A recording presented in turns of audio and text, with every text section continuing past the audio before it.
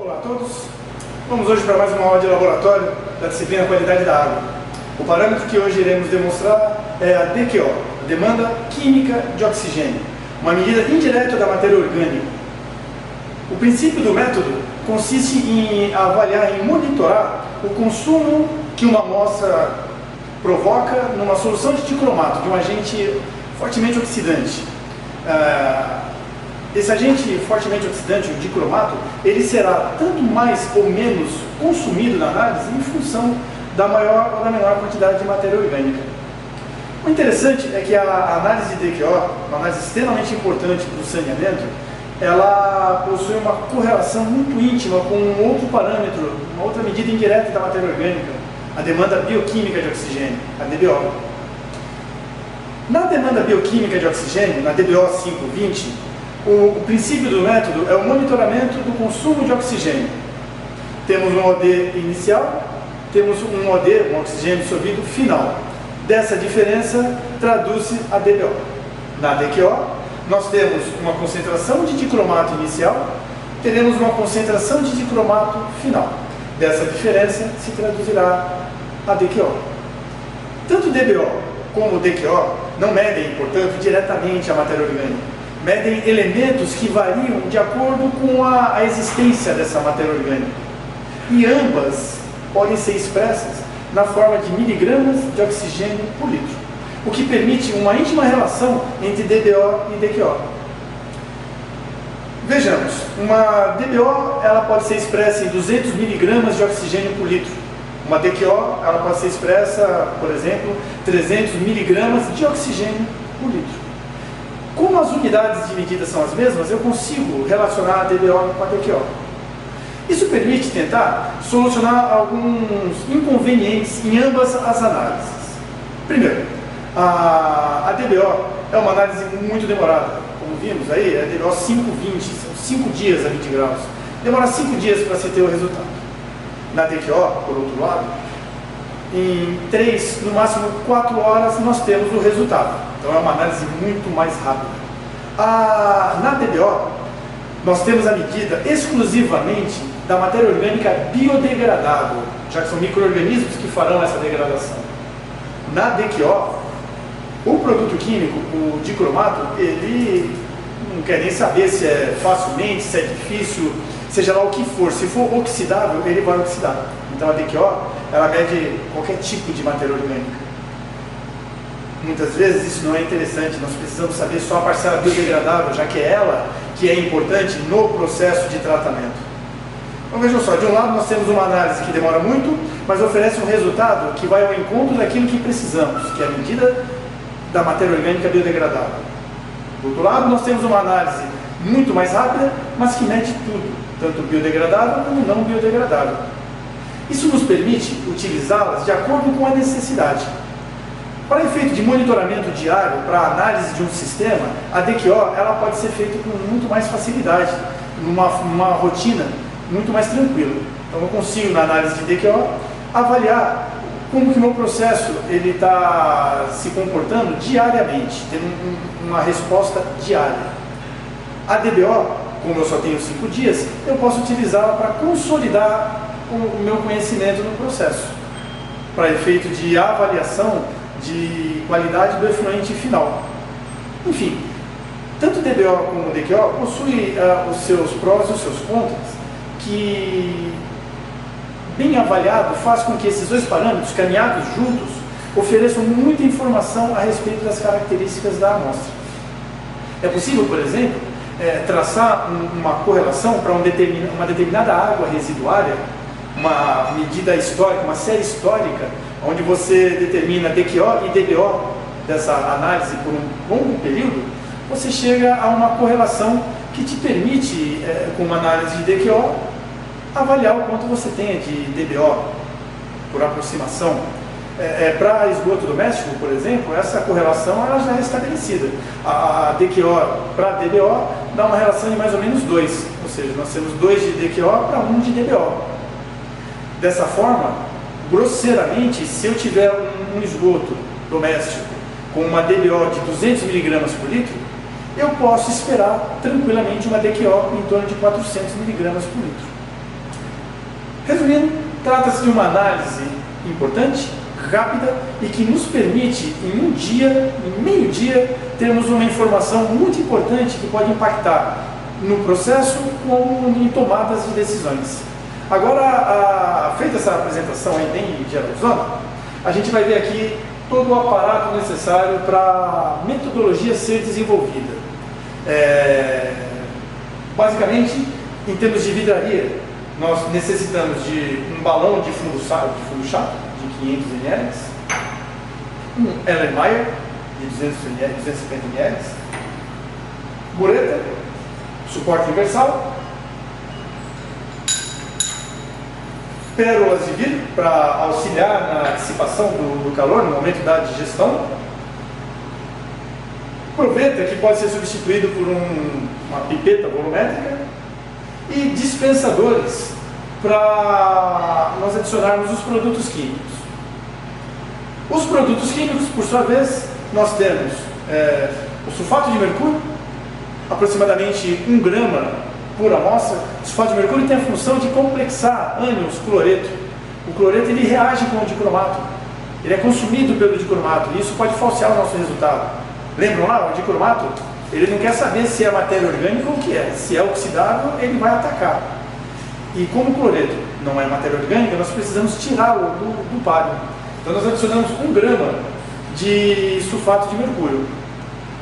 Esse 1 grama, no dia a dia, em se tratando de amostras de esgoto doméstico, pode ser substituído por uma espátula. Você pode omitir essa pesagem de 1 grama, já que esse 1 grama ele é já em excesso, por uma espátula de sulfato de mercúrio. Se você estiver analisando uma amostra salina, uma amostra de água do mar, aí é necessário muito mais cuidado.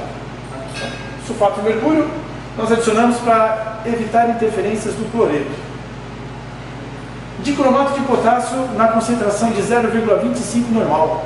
O dicromato de potássio é o nosso agente fortemente oxidante, aquele que vai roubar os elétrons da matéria orgânica, aquele que será consumido pela matéria orgânica. Ácido sulfúrico concentrado. Toda reação de óxido-redução necessita de íons H+, como aceptor do oxigênio que é liberado. Então nós temos aqui o ácido sulfúrico como esse aceptor. Esse ácido sulfúrico concentrado, ele é previamente preparado com a adição de sulfato de prata. A prata ela entra no processo como catalisador da reação. Então, dicromato de potássio 0,25, ácido sulfúrico concentrado com sulfato de prata. E mais lá para frente, na quantificação do dicromato remanescente, nós temos uma solução de sulfato ferroso amoniacal 0,25 normal. E como indicador, uma solução de ferrolina. Depois de todo esse aparato, e mais uma chapa de aquecimento, que logo mais vocês verão, nós temos condições de iniciar essa análise. Então, vamos lá, vamos começar então a nossa receitinha. Bom, então vamos iniciar a nossa análise. Para realizarmos uma única amostra, nós precisaremos de 2 balões e um Erlenmeyer. Um balão será para a amostra, o outro balão será para o nosso branco. E o Erlenmeyer será para a padronização do sulfato ferroso amoniacal.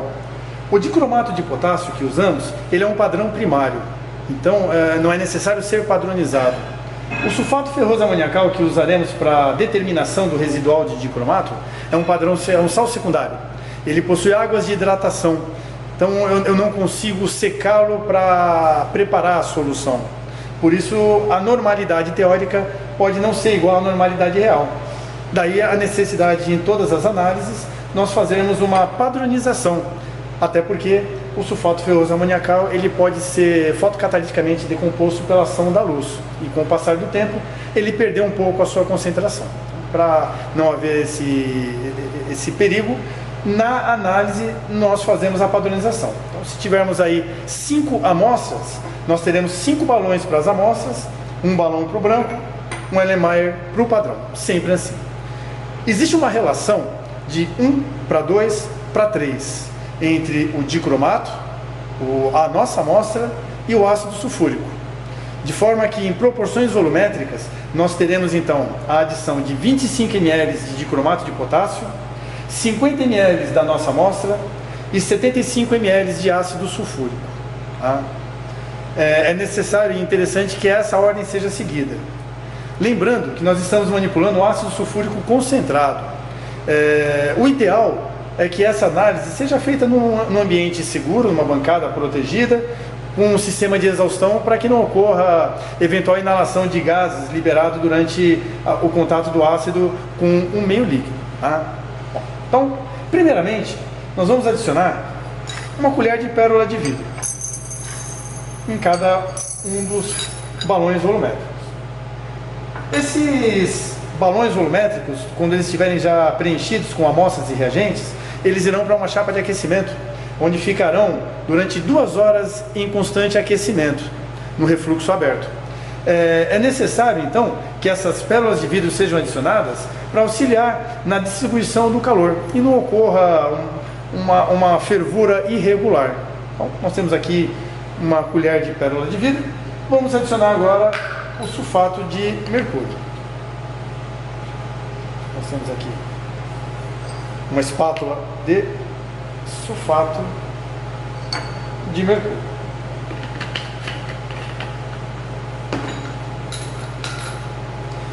Adicionar 75 ml de ácido no final do processo de uma vez pode ser um tanto quanto arriscado. Então, para evitar qualquer inconveniente, comumente a gente sugere dividir em 2 momentos. A gente coloca um pouco agora e um pouco no final. Então, eu vou soltar aqui a tampinha do dispensador e vou adicionar, como são 75 ml, eu vou adicionar primeiramente 25 ml de ácido sulfúrico. Então, e aproveitar para dissolver o sulfato de prata. 25 ml, 25 ml no balão do branco. Vamos deixar o padrão aqui para o final.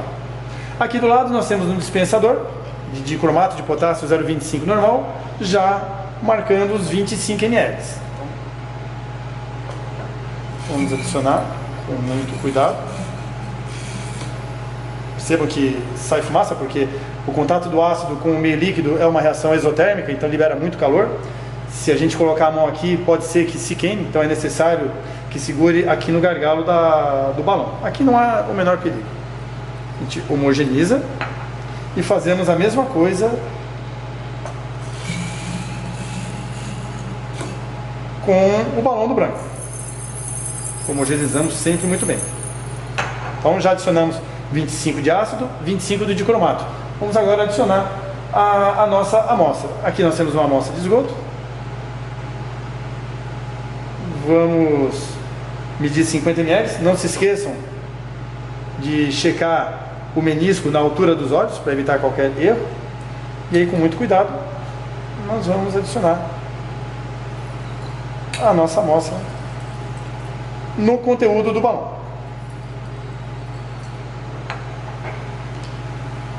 Esse aqui é o nosso branco, então ao invés de adicionarmos amostra, adicionaremos apenas água destilada. A existência do branco se faz necessária pelo fato de que nós precisamos saber a concentração de dicromato inicial. Poderíamos admitir que a concentração de dicromato inicial ela é tal qual aquela que presente nos 25 ml de amostra. Entretanto, a metodologia sugere, na verdade indica, que façamos um branco passando pelas mesmas etapas que a amostra vai sofrer em termos de digestão e titulação, para que eventuais erros analíticos ou erros inerentes à própria análise possam também estar presentes na confecção do branco. E assim nos oferecer um valor inicial de dicromato um pouco mais realista. Então nós temos aqui já a nossa amostra com o dicromato, com a amostra, o nosso branco com o dicromato, com a água destilada. Nós vamos agora adicionar os 50 ml restantes de ácido sulfúrico. Sempre tomando muito cuidado no manuseio do ácido sulfúrico. A mesma coisa para o nosso branco. Um fato muito relevante e importante. Quando nós adicionamos o ácido sulfúrico final, 50 ml, o ácido sulfúrico é mais denso do que a água. Então ele tende a ir lá para o fundo, a não se misturar imediatamente. Se nós levarmos o balão desse jeito para a chapa de aquecimento, essa mistura do ácido com a água pode acontecer lá. E pode ser de uma forma muito brusca e potencializado pelo calor da chapa, isso tudo pode ferver e espirrar no operador. Então é extremamente importante que, assim que adicionar os últimos volumes de ácido sulfúrico, que a amostra seja devidamente homogeneizada, perfeitamente homogeneizada, para não ocorrer esse risco. Então, aqui nós temos a nossa amostra, o nosso branco. Vamos agora preparar o padrão. Para o padrão, nós vamos adicionar 10 ml de cromato, não é Niemeyer, e 30 ml de ácido sulfúrico. E apenas a título de facilitar a nossa titulação, nós vamos avolumar isso para em torno de 100 ml. Vejam o borbulhamento. Homogeneizar bem. E temos aqui a nossa trinca por amostra. Amostra, branco e padrão. O padrão ele vai ficar aqui no cantinho, reservado, aguardando esfriar. E a nossa amostra e o nosso branco nós levaremos agora para a chapa de aquecimento, onde ficarão lá por 2 horas. Então, por enquanto, essa parte aqui nós encerramos. Um ponto importante a ser ressaltado diz respeito à eventual necessidade de diluirmos a nossa amostra. Toda metodologia tem uma faixa de aplicação, um limite inferior, um limite superior. E é necessário que a nossa amostra, se analisada, esteja entre esses limites do método. No nosso caso aqui, na análise de DQO que estamos demonstrando, o dicromato de potássio 0,25 normal possui como limites de 50 mg de oxigênio por litro a 350 mg de oxigênio por litro. Ou seja, essa concentração de cromato permite analisar amostras nessa faixa de 50 a 350. Dessa forma, é necessário que, quando a nossa amostra esteja fora desses limites, inferior ou superior, façamos alguns ajustes. Bom, quando a nossa amostra tem uma DQO muito baixa, está no limite inferior, tem uma DQO menor que 50 mg de oxigênio por litro, a saída é substituirmos o dicromato de potássio pelo dicromato de potássio 0,025 normal. A metodologia é a mesma, todos os passos são os mesmos, a única coisa é que, ao invés de usarmos o dicromato 0,25, usaremos o 0,025 normal, e assim resolve-se o problema. Agora, quando o problema, que é muito mais comum em questões de esgoto e água residuária, estando no limite superior, ou seja, quando a nossa amostra tem uma DQO superior a 350 mg de oxigênio por litro, nesse caso nós temos que promover diluições a essa amostra. Temos que diminuir a quantidade de matéria orgânica de tal forma que ela caia nesse intervalo de 50 a 350. Para isso, é necessário que façam-se algumas tentativas, várias diluições na mesma amostra. Enfim, não há uma tabela que nos mostre para determinada amostra tal diluição. Existe a experiência do operador. Ela que vai servir de base para chutes iniciais de diluição. A vantagem da DQO, quando comparada, por exemplo, com a DBO, é que a DQO eu consigo fazer algumas avaliações iniciais que me permitam constatar erros de diluição. Ou mesmo que eu não consiga constatar esse erro de diluição inicialmente, eu em 4 horas tenho a análise feita e consigo refazê-la, mudando a diluição, diferente da DBO. A DBO, só depois de 5 dias eu vou saber se eu acertei ou errei a diluição. E nesse período a minha amostra já está com prazo de validade expirado. Por isso, quando se fala de diluição na análise de DBO, ela é muito mais minuciosa do que na análise de DQO. Então, a análise de DQO é é mais tranquila nesse sentido. Como eu comentei com vocês, é possível fazer algumas avaliações preliminares para você saber se acertou ou não a sua diluição. A primeira, ambas vão se valer da cor, da coloração da amostra. O que nós temos aqui?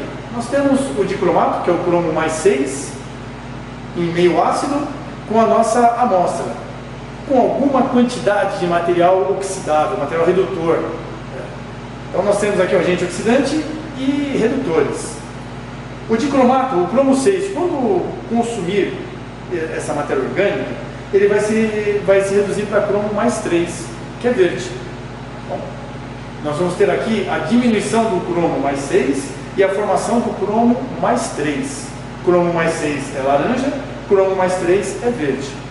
Dessa forma, assim que eu coloquei a amostra, eu compará-la com o meu branco, eu posso perceber que a coloração alaranjada da amostra é muito próxima da coloração alaranjada do meu branco, indicando que inicialmente não houve formação considerável de cromo 3.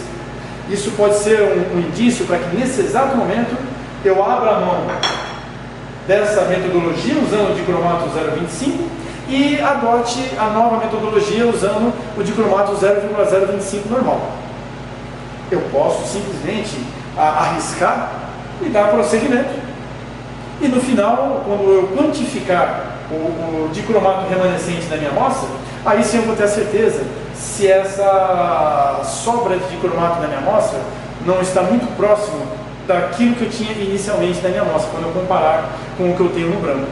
Se isso aconteceu, eu perdi realmente a minha análise e devo imediatamente refazê-lo.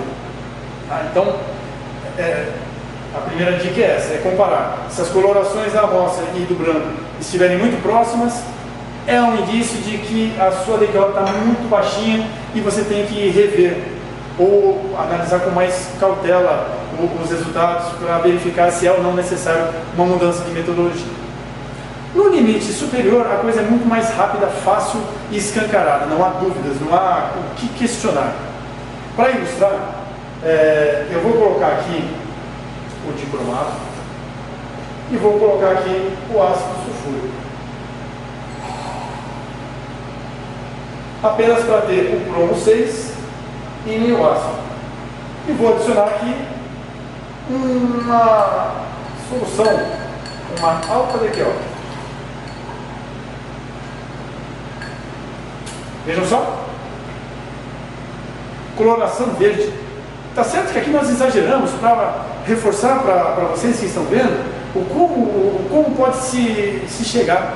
O que aconteceu aqui? A oxidação do cromo 6, a oxidação da amostra pelo cromo 6 foi muito grande, gerando uma concentração de cromo 3 altíssima, fazendo com que a presença do cromo 3, com a sua coloração verde, fosse superior à do cromo 6, que é laranja, fazendo com que a minha amostra ficasse verde. O que isso quer dizer? Que eu formei muito cromo 3 é uma certeza. Agora, a dúvida que me fica é, sobrou cromo 6?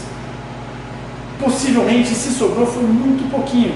E isso fará com que o erro analítico seja muito grande.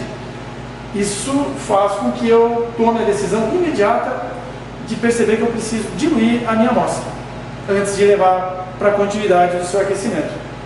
Então, vejam só. Eu tenho duas situações na qual a coloração da minha amostra me oferece indícios de que se eu acertei ou errei a diluição. Primeiro, ela não pode estar muito próximo do branco. A coloração da amostra não é desejável que esteja muito próximo do branco. Segundo, não é desejável que a coloração da minha amostra esteja levemente esverdeada ou fique muito escura, indicando a produção de muito cromo mais 3, fazendo com que a quantidade de cromo 6 seja reduzida. Tá? Essas duas observações, elas me fazem ganhar tempo, na medida em que eu posso tomar medidas aqui, do tipo fazer duas diluições e ver qual delas atende melhor a faixa da metodologia. De qualquer maneira, diferentemente da DBO, é importantíssimo nós percebermos que na DQO, na demanda química de oxigênio, eu consigo usar de artifícios que me permitam certificar-me da validade da concentração da matéria orgânica da minha amostra frente à capacidade analítica do método. E assim eu evito perdas de tempo ou erros posteriores. Isso feito, nossa amostra aqui está aqui no cantinho, já preparada, ela está aguardando agora que a levemos para a chapa de aquecimento e dar prosseguimento à análise. Então, vamos lá?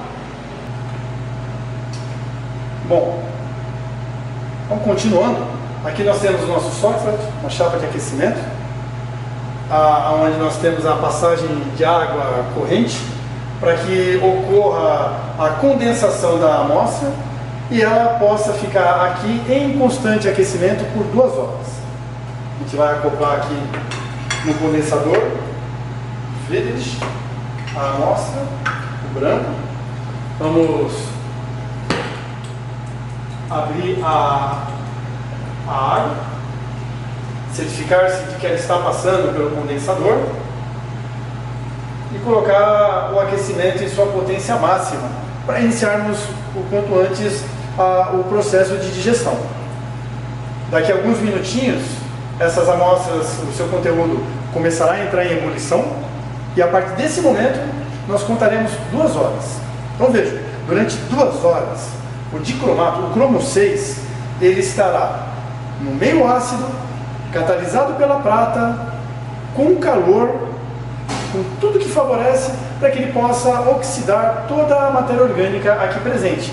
E apenas a matéria orgânica, seja ela biodegradável ou não biodegradável, já que nós previamente removemos o ânion cloreto de um eventual consumo pelo dicromato. Ou seja, o nosso cromo 6 está em condições ideais para que ele possa reagir com a matéria orgânica. Durante 2 horas, ele terá esse tempo, 2 horas, para que ocorra toda a reação. Passadas 2 horas, vamos interromper o aquecimento, aguardar que a amostra esfrie, que ela pare de ferver, vamos removê-la, aguardar esfriar um pouco e vamos avolumá-la com 150 ml de água, apenas para facilitar a titulação. Após essa etapa de avolamento, de avolumar para 150 ml com água destilada, nós vamos esperar esfriar a temperatura ambiente e darmos prosseguimento à titulação. Então, daqui a pouco a gente vê como que é feito isso. Então daqui a 2 horas voltamos aqui para ver a nossa amostra.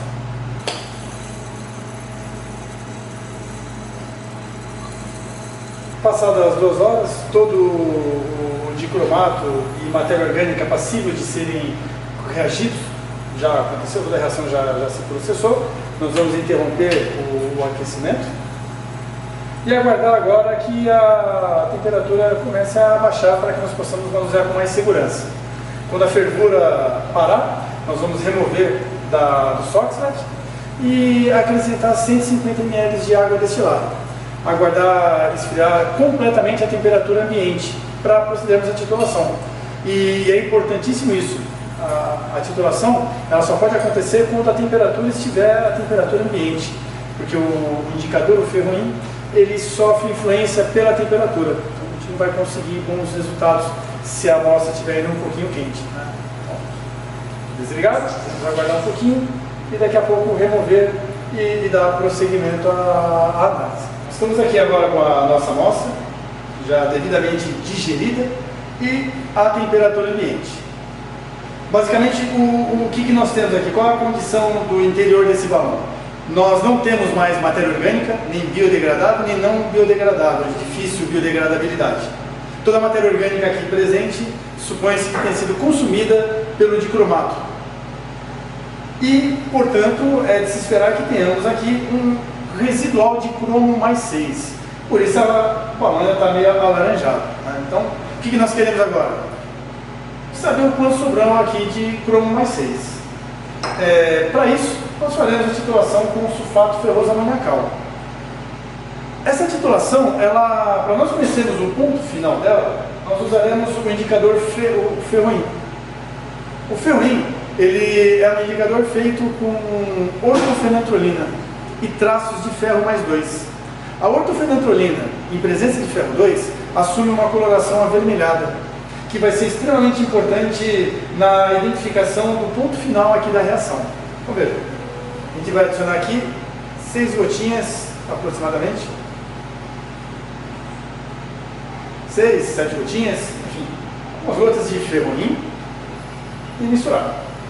Como o volume é muito grande, o balão ele é desconfortável para uma titulação utilizando a mão, nós vamos se valer de uma barrinha magnética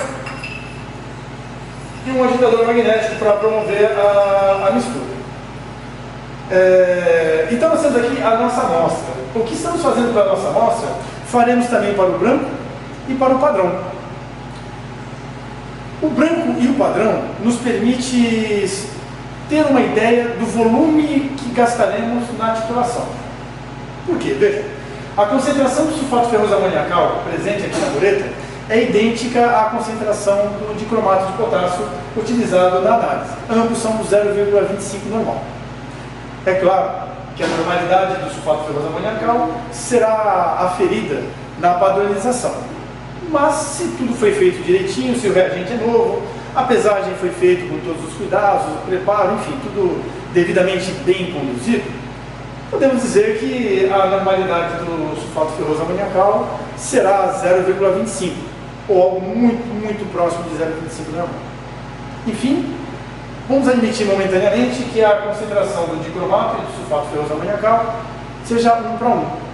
Sendo assim, tanto o padrão como o branco, não há consumo do dicromato, porque nós usamos apenas água ultra pura, água sem matéria orgânica.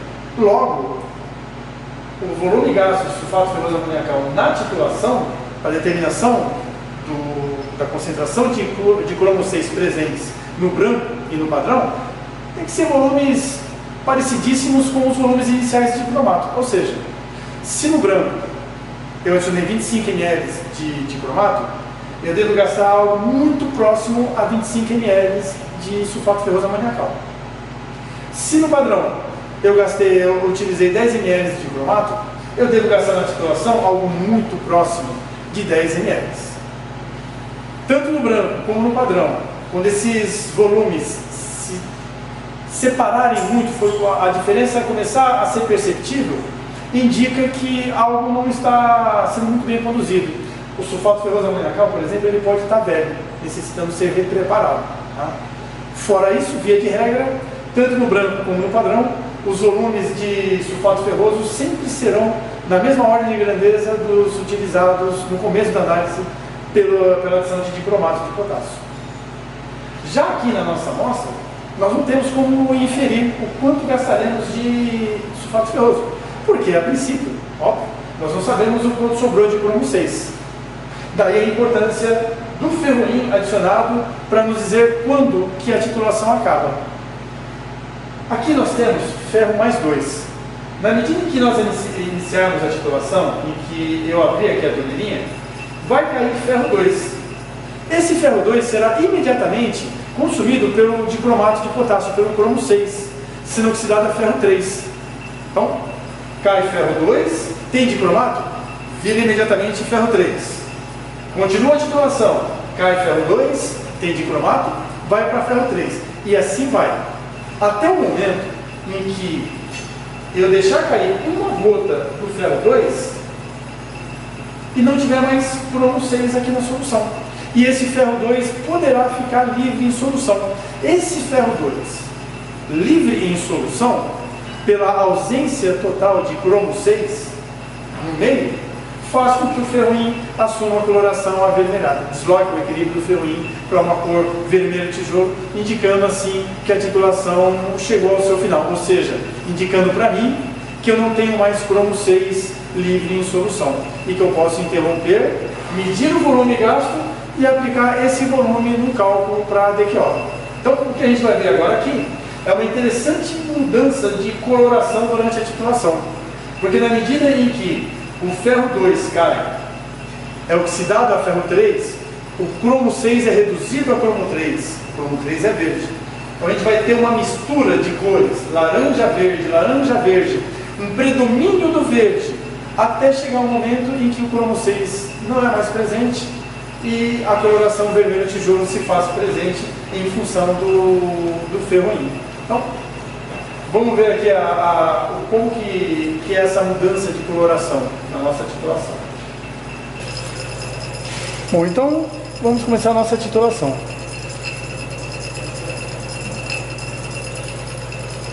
Na medida em que, lembrando, na medida em que o ferro 2 ele está sendo introduzido aqui no balão, ele vai encontrar cromo 6 e ocorrerão as conversões de ferro 2 para ferro 3 e cromo 6 para cromo 3.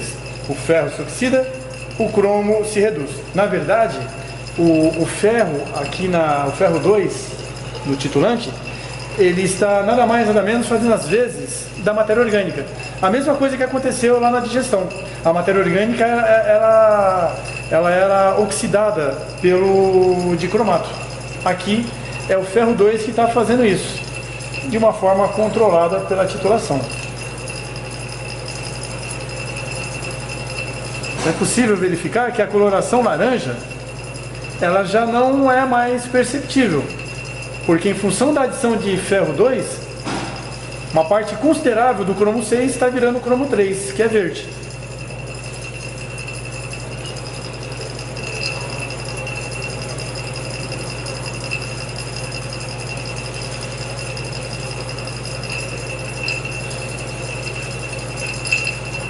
Vejam que no centro do vórtice formado há uma demora em se desfazer a cor, porque não há mais tanto cromo 6 disponível no meio. Então há uma certa demora do ferro 2 ser misturado até encontrar um cromo 6 ainda remanescente, mas ainda tem cromo 6, até que ainda está aqui laranja, ou seja, nós ainda não temos ferro 2 livre em solução.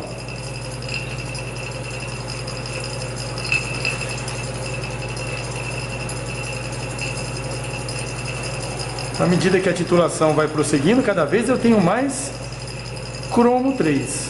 Cada vez mais a coloração verde é predominante.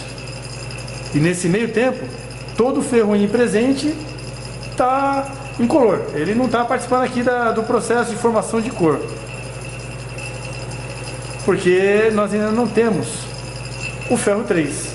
O ferro 2, desculpa, o ferro 2 livre em solução. Olha lá.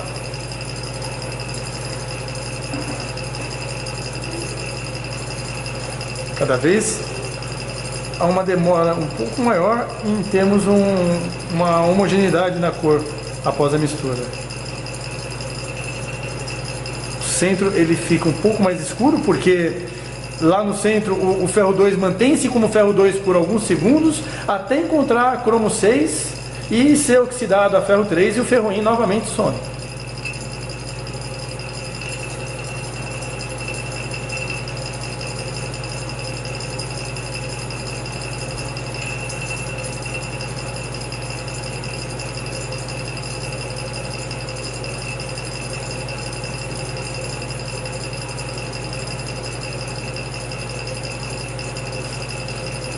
Estamos quase no final, porque a coloração já está bem esverdeada.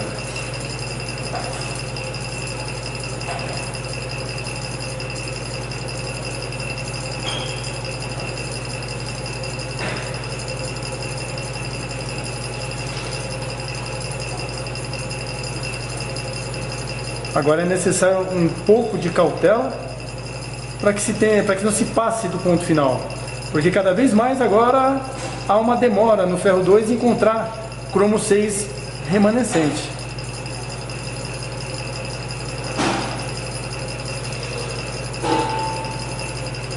Veja que a coloração ela persiste, mas logo em seguida ela desaparece. O ferro íon novamente ele perdeu porque o ferro 2 virou ferro 3. Isso quer dizer que ainda temos cromo mais 6. Até que finalmente o cromo 6 foi totalmente convertido a cromo mais 3, permitindo que haja a presença de ferro 2, fazendo com que o ferro íon assuma a sua coloração vermelho tijolo. Esse é o nosso ponto final da titulação.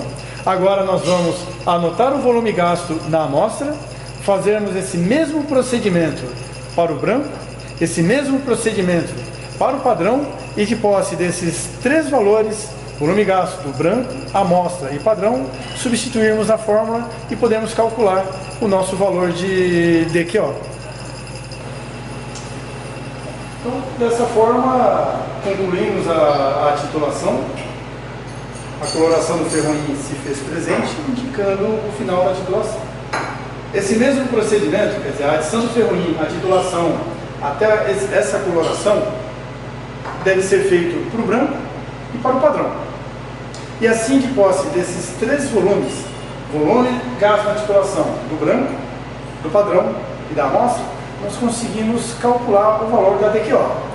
O valor do padrão, o gasto na titulação do padrão, será utilizado na padronização do sulfato ferroso amoniacal, nos oferecendo o conhecimento da concentração real de sulfato ferroso amoniacal, que será utilizado no cálculo. O valor do branco, o volume gasto na titulação do branco, será utilizado como uma condição inicial de dicromato, onde será subtraído do volume gasto na amostra, que é o nosso volume final, da situação final do dicromato. O branco menos a amostra, o volume gasto no branco, menos o volume gasto na amostra, irá o volume consumido pela minha amostra durante as 2 horas lá na chapa de digestão. É essa diferença que realmente foi consumido pela matéria orgânica. E é essa diferença que nós, no equacionamento, vamos converter para miligramas de oxigênio por litro. Novamente, reforçando, por que é importante expressar em miligramas de oxigênio por litro? Porque assim me permite comparar fielmente com a outra variável, outro parâmetro de demanda bioquímica de oxigênio. E com esses dois valores, DBO e DQO, eu consigo ter um vasto conhecimento acerca da biodegradabilidade da minha amostra, a respeito da eficiência do processo de tratamento e, enfim, da caracterização de amostras que venham para o laboratório. Então, como podemos ver, é uma análise química clássica, com algumas etapas a serem vencidas, uma digestão ácida com introdução de calor, uma titulação com a presença de um indicador, mas que me permite, em meio-dia, obter um resultado final extremamente útil, tanto para a operação como para a caracterização da amostra. A gente encerra mais essa aula.